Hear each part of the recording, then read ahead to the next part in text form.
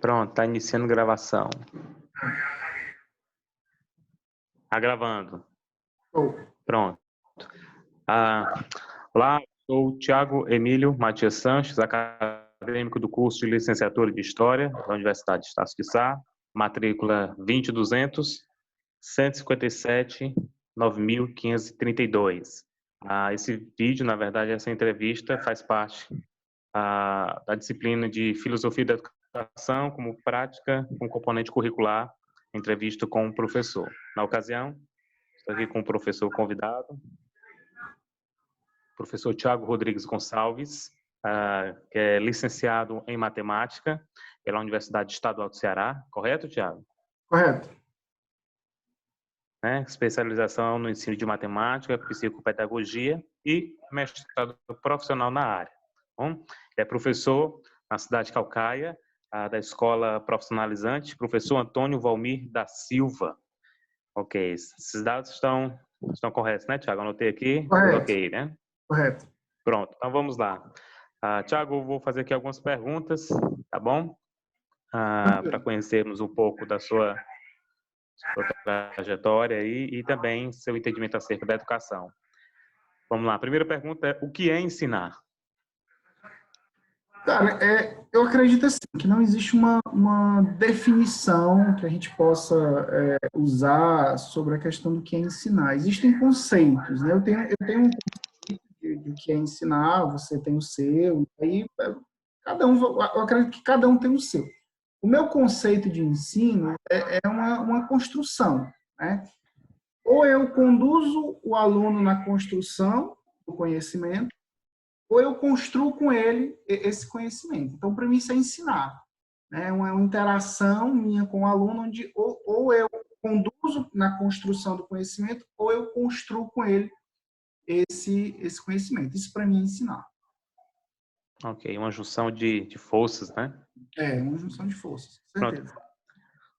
Segunda pergunta: como você escolhe seus procedimentos de ensino? Mas é pelo método da tentativa e do erro. Quando eu tive a oportunidade de ensinar em escola de ensino fundamental pública e particular, e eu tive a oportunidade de ensinar em escola de ensino médico e particular. E a gente vai vendo que determinados métodos, até a linguagem que você usa em um, às vezes não é adequado para o outro e vice-versa. Então, por isso que eu digo que é o erro. Você vai vendo o que dá certo, o que não dá. Tem coisa que não dá certo em nenhum desses lugares, né? E a gente vai, infelizmente, a universidade hoje ela não prepara, pelo menos hoje que eu digo, né? Quando eu me formei, ela não me preparou para isso. Assim, eu vi muita teoria, eu vi muita coisa, eu aprendi muita matemática. Mas na hora de ensinar, meu amigo, o bicho pegou. Na hora de ensinar, eu vi que... Então, é muito tentativa e erro. O que dá certo, a gente continua. O que não dá, a gente descarta. E aí vai, no dia a dia, tentando se aperfeiçoar, tentando melhorar, né? Sempre com o objetivo de que o nosso ouvinte, né? O aluno, ele consiga entender a mensagem, ele O consiga aluno. participante, né? Não pode ser só eu, não posso dar aula para mim, né? Às vezes a gente dá muita aula só para a gente quando a gente sai da universidade. A gente vai dar aula, dar uma aula show, massa. Mas eu não dei aula para ninguém, dei aula só para não entendeu nada que eu falei. Uhum. Pronto. Você se baseia em algum teórico? Cara, na matemática, sim. Na pedagogia, digamos assim, eu não sou fã de nenhum teórico, não. Eu comecei a ler uns caras aí, só que eu leio razoavelmente em inglês matemática. Eu me acostumei com os termos de matemática. Uhum. Mas da pedagogia, não. Sei. Da pedagogia, tem o João Amós Comênios, que eu comecei a ler. Ele tem um livro chamado Didática Magna. Né? Gostei das ideias, porém não tem Uhum. ele em português. E aí não tem mais livro, não tem para onde eu estudar. Uhum. e um ex-padre chamado Ivan Illich, né? Eu também li, né? Ele é austríaco, se não me falha a memória, mas eu também não consegui mais obras dele em português. Ele escreveu um livro muito bom chamado Sociedade Sem Escolas. Esse livro dele, eu gostei das ideias dele. Na matemática, sim, na matemática eu tenho os meus prediletos, né? Tem um brasileiro e tem um de fora. O de fora chama-se Georges Polia, né? Ele escreveu um livro que foi o que eu tentei me especializar na área, que é a resolução de problemas na matemática. Eu procuro sempre ensinar matemática através de problemas, né? Eu antes de iniciar qualquer assunto, eu coloco um problema, porque o menino tem interesse de resolver o problema, e aí eu dou a ferramenta matemática. Então, é o Jorge. E brasileiro é o Elon Lages Lima, que foi um professor que me deu recentemente e que influenciou muito a minha identidade matemática. Legal. Ok? Bom.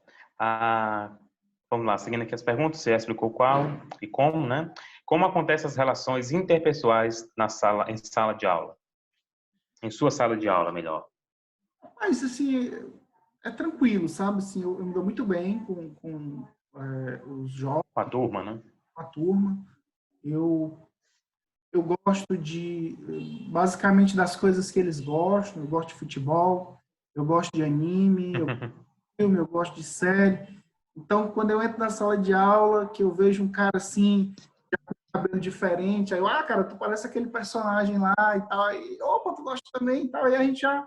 Então, assim, eu acho que a gente tem que falar a linguagem do outro, até a questão de aproximação, né? Do outro, Exato. quando ele alguém parecido com ele. Então, se eu chegar e ficar no pedestal, eu sou o professor, você é o aluno, eu não vou conseguir... sem empatia, o cara não vai ter interesse pela minha disciplina. Se ele não tiver empatia comigo, ele não vai se interessar pela disciplina, por mim. É verdade. É um laço primeiro, né? Vejo um aluno, uma aluna com um livro, aí peraí, eu não li esse livro ainda não, que livro é esse? Eu gosto de ler também. O pessoal pensa que professor de matemática não lê, né? Professor de matemática, pois é, só é número. É número, né? Não é, né? Só resolver... É só resolver problema. Então, basicamente, pois é. Se aproximar do menino, né? Falar a linguagem dele, saber onde ele mora. Basicamente criar uma identificação, né? Identificação, né? Ok.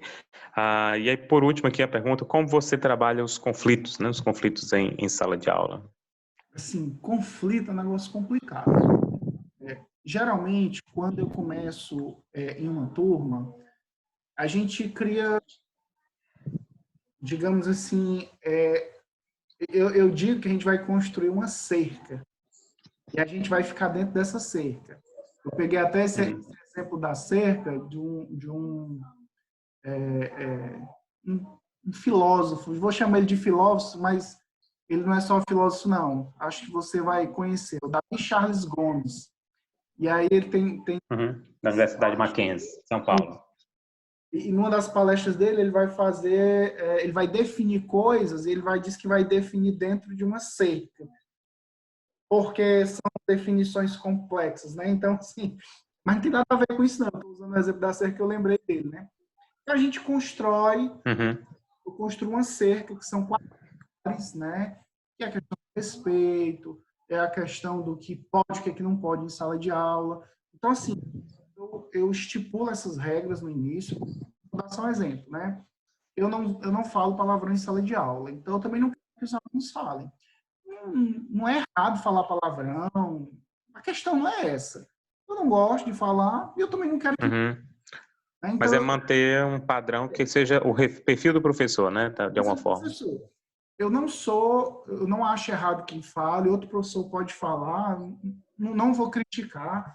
Acho que cada professor conduz a sua turma que quiser. Eu não falo e eu também não quero que ninguém me trate com palavrão ou fique tratando uns aos outros na minha aula assim. A gente constrói esse acordo. Ok. Acontece de o aluno quebrar essas regras? É claro que acontece, a gente trabalha com gente.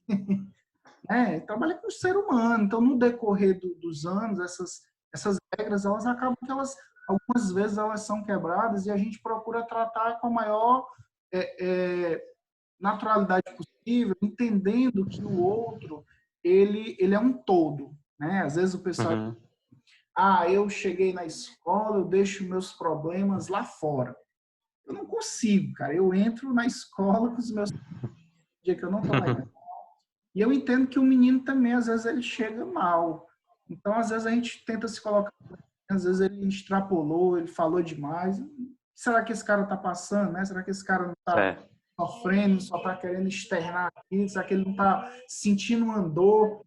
E cabe a mim perceber e não punir, mas tentar ajudá-lo, né? Então, quando essas regras são quebradas, assim, nunca aconteceu nada extremo de agressão, assim, nunca passei por isso, não sei nem como é que eu vou reagir desse.